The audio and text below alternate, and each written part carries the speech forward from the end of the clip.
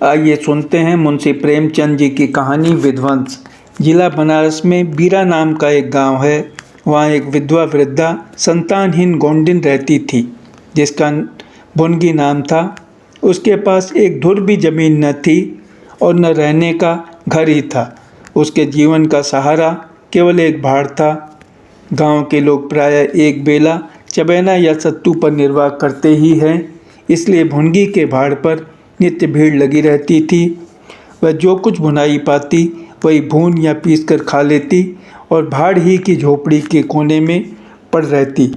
वह प्रातःकाल उठती और चारों ओर से भाड़ झोंकने के लिए सूखी पत्तियां बटोर लाती। भाड़ के पास ही पत्तियों का एक बड़ा ढेर लगा रहता था। दोपहर के बाद उसका भाड़ जलता था, लेकिन जब एकादशी या पूर्णमासी के दिन प्रथानुसार भाड़ न चलता या गांव के जमींदार पंडित उदयभान पांडे के दाने भूनने पड़ते, उस दिन उसे भूखे ही सो रहना पड़ता था। पंडित जी उससे बेगार में दाने ही न भुनवाते थे, उसे उनके घर का पानी भी भरना पड़ता था और कभी कभी इस हेतु से भी भाड़ बंद रहता था। वह पंडित जी के गांव में रहती थी, इसलिए उन्हें उससे सभी प्रकार का बेगार लेने का पूरा अधिकार था। उसे अन्याय नहीं कहा जा सकता। अन्याय केवल इतना था कि बेगार सूखी लेते थे। उनकी धारणा यह थी कि जब खाने ही को दिया गया तो बेगार कैसी। किसान को अधिकार है कि बैलों को दिन भर जोतने के बाद शाम को खूंटे से भूखा बांध दे। यदि वह ऐसा नहीं करता तो यह उसकी दयालुता नहीं, केवल अपनी हित चिंता है। पंडित जी को इसकी चिंता न थी, क्योंकि एक तो भुनगी दो एक दिन भूखी रहने से मर नहीं सकती थी और यदि दैव योग से मर भी जाती तो उसकी जगह दूसरा गोंड बड़ी आसानी से बसाया जा सकता था। पंडित जी की यही क्या कम कृपा थी कि वह भुनगी को अपने गांव में बसाए हुए थे। चैत का महीना था और संक्रांति का पर्व। आज के दिन नए अन्न का सत्तू खाया और दान दिया जाता है। घरों में आग नहीं जलती। भुनगी का भाड़ आज बड़े जोरों पर था। उसके सामने एक मेला सा लगा हुआ था। सांस लेने का भी अवकाश न था।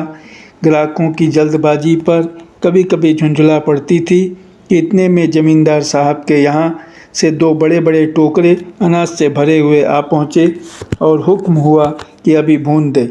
भुनगी दोनों टोकरे देखकर सहम उठी। अभी दोपहर था, पर सूर्यास्त के पहले इतना अनाज भुनना असंभव था। घड़ी दो घड़ी और मिल जाते तो एक अठवारे के खाने भर को अनाज हाथ आता। देव से इतना भी न देखा गया। इन यमदूतों को भेज दिया। अब पहर रात तक सेतमैन में भाड़ में जलना पड़ेगा। एक नैराश्य भाव से दोनों टोकरे ले लिए। चपरासी ने डांट कर कहा, देर न लगे, नहीं तो तुम जानोगी। भुनगी, यहीं बैठे रहो, जब भुन जाए तो लेकर जाना। किसी दूसरे के दाने छूं तो हाथ काट लेना। चपरासी, बैठने की हमें छुट्टी नहीं है, लेकिन तीसरे पहर तक दाना भुन जाए। चपरासी तो यह ताकीद करके चलते बने और भुनगी अनाज भूनने लगी, लेकिन मन भर अनाज भूनना कोई हंसी तो थी नहीं। उस पर बीच बीच में भुनाई बंद करके भाड़ भी झोंकना पड़ता था। अतएव तीसरा पहर हो गया और आधा काम भी न हुआ। उसे भय हुआ कि जमींदार के आदमी आते होंगे, आते ही गालियाँ देंगे, मारेंगे। उसने और वेग से हाथ चलाना शुरू किया। रास्ते की ओर ताकती और बालू नाद में छोड़ती जाती थी, यहाँ तक कि बालू ठंडी हो गई, सेवड़े निकलने लगे। उसकी समझ में न आता था क्या करे। न भूनते बनता था, न छोड़ते बनता था। सोचने लगी, कैसी विपत्ति है। पंडित जी कौन मेरी रोटियां चला देते हैं, कौन मेरे आंसू पोंछ देते हैं। अपना रक्त जलाती हूँ तब कहीं दाना मिलता है, लेकिन जब देखो खोपड़ी पर सवार रहते हैं, इसलिए न कि उनकी 4 उंगल धरती से मेरा निस्तार हो रहा है। क्या इतनी सी ज़मीन का इतना मोल है। ऐसे कितने ही टुकड़े गांव में बेकाम पड़े हैं, कितनी बखरियां उजाड़ पड़ी हुई हैं, वहाँ तो केसर नहीं उपजती। फिर मुझी पर क्यों ये 8 पहर धौंस रहती है। कोई बात हुई और ये धमकी मिली कि भाड़ खोद कर फेंक दूंगा, उजाड़ दूंगा। मेरे सिर पर भी कोई होता तो क्यों बौछार सहनी पड़ती। वह इन्हीं अधम विचारों में पड़ी हुई थी कि दोनों चपरासियों ने आकर कर्कश स्वर से कहा, क्यों री दाने भून गए? भुनगी ने निडर होकर कहा, भून तो रही हूँ, देखते नहीं हो? चपरासी, सारा दिन बीत गया और तुमसे इतना अनाज न भूना गया। यह तू दाना भून रही है कि उसे चौपट कर रही है? यह तो बिल्कुल सेवड़े हैं, इनका सत्तू कैसे बनेगा? हमारा सत्यानाश कर दिया। देख तो आज महाराज तेरी क्या गति करते हैं। परिणाम यह हुआ कि उसी रात को भाड़ खोद डाला गया और अभागिन विधवा निरावलंब हो गई। भुनगी को अब रोटियों का कोई सहारा न रहा। गांव वालों को भी भाड़ के विध्वंस हो जाने से बहुत कष्ट होने लगा। कितने ही घरों में दोपहर को दाना ही न मयस्सर होता।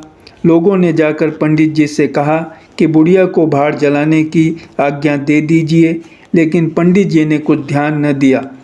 वह अपना रोब न घटा सकते थे।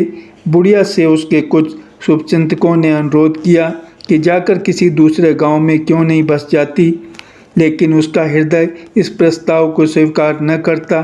इस गांव में उसने अपने अधीन के 50 वर्ष काटे थे। यहाँ के एक एक पेड़ पत्ते से उसे प्रेम हो गया था। जीवन के सुख दुख इसी गांव में भोगे थे। अब अंतिम समय वह इसे कैसे त्याग दे, यह कल्पना ही उसे संकटमय जान पड़ती थी। दूसरे गांव के सुख से यहाँ का दुख भी प्यारा था। इस प्रकार एक पूरा महीना गुजर गया। प्रातःकाल था। पंडित उदयभान अपने 2-3 चपरासियों को लिए लगान वसूल करने जा रहे थे। कारिंदों पर उन्हें विश्वास न था। नजराने में, डांड बांध में, रसूम में वह किसी अन्य व्यक्ति को शरीक न करते थे। बुढ़िया के भाड़ की ओर ताका तो बदन में आग सी लग गई। उनका पुनरुद्धार हो रहा था। बुढ़िया बड़े वेग से उस पर मिट्टी के लौंदे रख रही थी। कदाचित उसने कुछ रात रहते ही काम में हाथ लगा दिया था और सूर्योदय होते ही उसे समाप्त कर देना चाहती थी। उसे लेस मात्र भी शंका न थी कि मैं जमींदार के विरुद्ध कोई काम कर रही हूँ। क्रोध इतना चिरजीवी हो सकता है, इसका समाधान भी उसके मन में न था। एक प्रतिभाशाली पुरुष किसी दीन अबला से इतना कीना कर रख सकता है, उसे उसका ध्यान भी न था। वह स्वभावतः मानव चरित्र को इससे कहीं ऊंचा समझती थी। लेकिन हाँ, हतभाग्नि, तूने धूप में ही बाल सफ़ेद किए। सहसा उदयभान ने गरज कर कहा, किसके हुक्म से? भुनगी ने हक बका कर देखा तो सामने जमींदार महोदय खड़े हैं। उदयभान ने फिर पूछा, किसके हुक्म से बना रही है? भुनगी डरते हुए बोली, सब लोग कहने लगे बना लो तो बना रही हूँ। उदयभान, मैं अभी इसे फिर खुदवा डालूँगा। यह कहकर उन्होंने भाड़ में एक ठोकर मारी। गीली मिट्टी सब कुछ लिए दिए बैठ गई। दूसरी ठोकर नाद पर चलाई, लेकिन बुढ़िया सामने आ गई और ठोकर उसकी कमर पर पड़ी। अब उसे क्रोध आया। कमर सहलाते हुए बोली, महाराज, तुम्हें आदमी का डर नहीं है तो भगवान का डर तो होना चाहिए। मुझे इस तरह उजाड़ कर क्या पाओगे? क्या इस 4 अंगुल धरती में सोना निकल आएगा? मैं तुम्हारे ही भले की कहती हूँ, दीन की हाय मत लो, मेरा रोआ दुखी मत करो। उदयभान, अब तो यहाँ फिर भाड़ न बनाएगी?